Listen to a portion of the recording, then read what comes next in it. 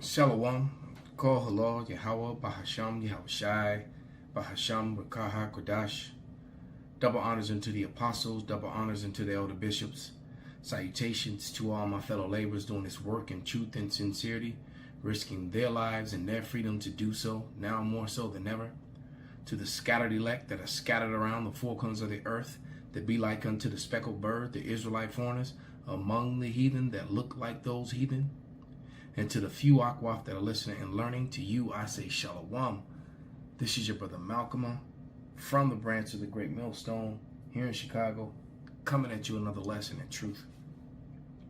And this is the lesson that came, through the spirit I'm doing from a couple videos that I watched earlier in transit. With different people speaking on the screw ups, the mistakes that Benjamin Milkowski, also known as Netanyahu, has been making, bringing prophecy to come to pass. The prophecy of Esau being exposed and the least of the flock drawing them out. The Amalekites being the least of the flock, drawing out. Even though they're the first of the nations, they're also the least of the flock. And they're drawing the rest of the Edomites and the rest of the nations into this third world war. All right, and we're going to play a couple videos to harp on that. But first, I want to read Habakkuk 2:16. And it reads, "Thou art filled with shame for glory. Drink thou also, and let thy foreskin be uncovered. For Yahweh's right hand shall be turned unto thee, and shameful spewing shall be upon thy glory." So everything that they're doing, they're being exposed and they're being shamed. All right. And I'm going to play just this quick clip with Andy Haifong. And he's going to break down the true name of the region, or the name of the region where the Valley of Jehoshaphat, where everything's going to kick off to start this third world's war. And it is not the Middle East. All right. I've told you, people over and over again for the last couple years that the Middle East is Western Asia. All right. It is Western Asia. The people who live throughout Western Asia, from Jordan to Saudi Arabia, India, China, Japan, Russia, they learn Asia, Western Asia. All right. They didn't learn anything about the so-called Middle East until they come here to America. All right. So that's a made-up name. So once again, that's a shameful spewing and an exposure on Esau Edom. So without further ado, Danny Haifong. There was a missile strike on a football field in the Syrian Golan Heights town of Majd al-Shams.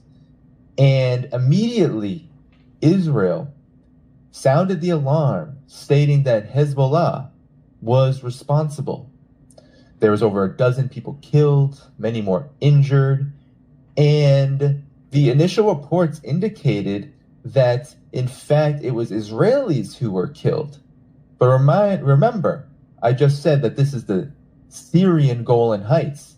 But if you know anything about the region, you know that Israel actually occupies the Golan Heights in Syria, and it has done so since the end, or since the beginning to the end, and now up until the present of that 1967 war, which has drawn all of these controversial borders that Israel now rests.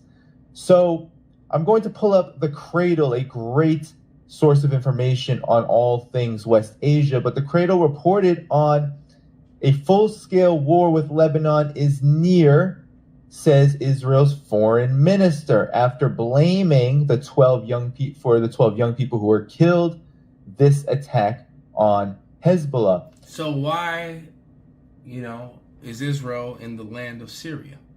This is Habakkuk 2:12, and it says, "Woe to him that buildeth a town with blood, and establish a city by iniquity." All right, through death, blood, rape, rob, murder have they set up those towns. And Israeli men, Israeli people have bragged about the murder and genocide of the surrounding Arab nations and the rape of their women. And then they turn around and play the victim villain and say that that's been done to them. All right, when they're the ones that's doing it, so that's why I refer to them as the victim villain. So this is, in the name of this video is Israel embarrassed as Lebanon, Iran, Yemen ruined IDF over Majal Shams strikes. All right, so the truth of the matter is that Israel has bitten off a piece of meat that it cannot chew. Well, Benjamin Netanyahu has gotten these people into something that they can't get out of. What's that old saying? You can't write a check that your ass can't cash. That's where we are. Okay, and let me grab this.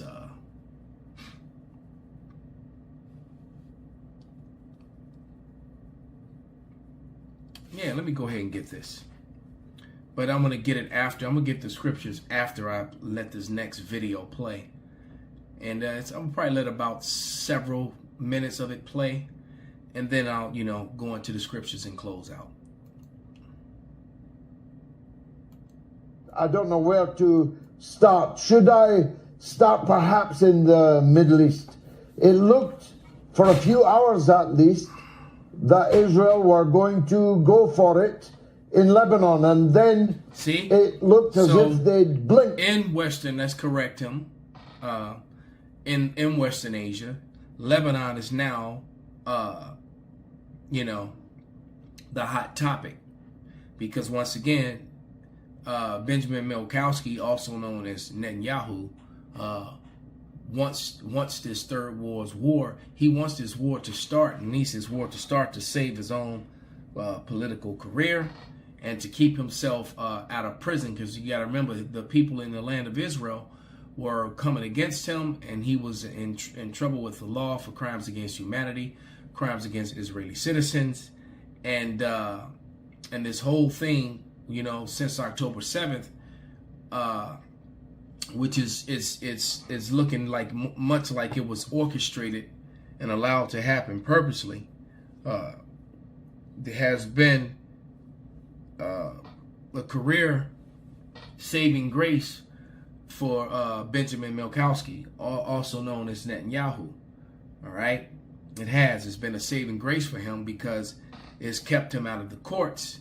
Because because being an active prime minister, he can't be up in the courts, and when they're in a state of war. All right, and pulled back, and then everybody started ordering their nationals to leave Lebanon. What's happening? Is the balloon about to go up there? It's very dangerously so. I'm hoping that the Israeli Defense Force, which still has military professionals in its ranks who know reality when confronted by it. I need to remind your listeners that the last 2 years, Israel has, before October 7th, Israel ran major military exercises that were designed to stress test Israel. What that means is, what happens if all of Israel's enemies attack at once? How will Israel defend itself? And what Israel realized is that they can't, that there is no defense, that Israel will lose if they do the total fight. And this is pre-Gaza, meaning that the two war games that Israel participated in, thought of, planned out, didn't take into account a Gaza in revolt. They thought that the worst they'd get out of Gaza is an intifada.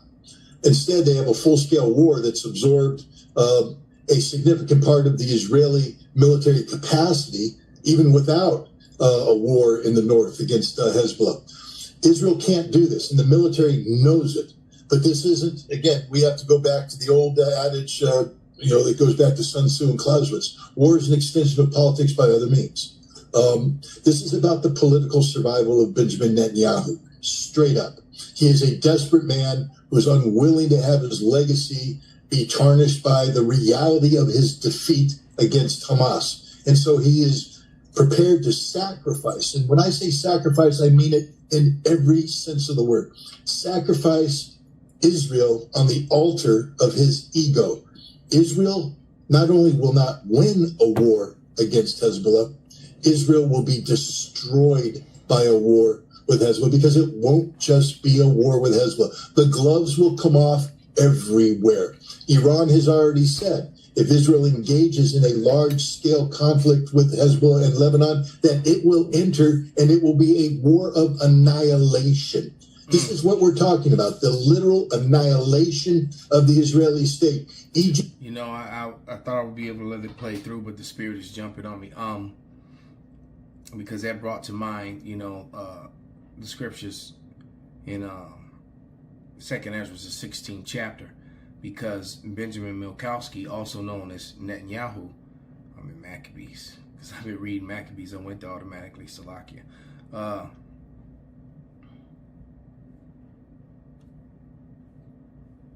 Or is it 15? Yeah, I think it's actually 15. 2nd Maccabees 15. I mean, 2nd Ezra 15. Yeah, at around 20. Yeah, starting at 28. Behold, a horrible vision, an appearance thereof from the east, where the nations of the dragons of Arabia shall come out with many chariots, and the multitude of them shall be carried as the wind upon the earth, that all that they which hear them may fear and tremble.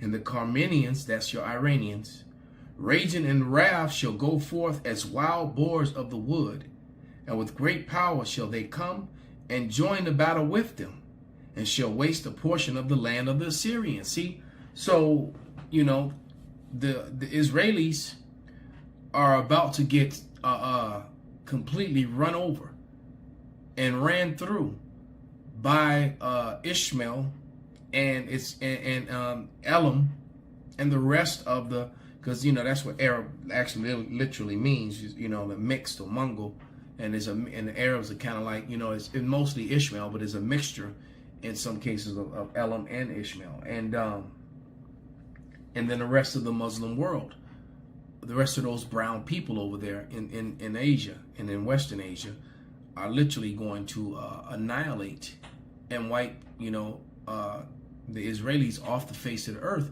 And this is also proving that they are not the people of the Lord, because the scriptures clearly tell you that when Israel goes home, King David would be sitting on the throne again, and there will be peace on earth, and all nations would be serving them, not standing up, you know, to try and fight against them. So they're not matching up to prophecy. But the prophecy that they are matching up to is matching up to the people who stole the heritage takers. And what is that? I think that's in Jeremiah, the takers of my heritage. See if I can find it real quick. I think that's Jeremiah 50.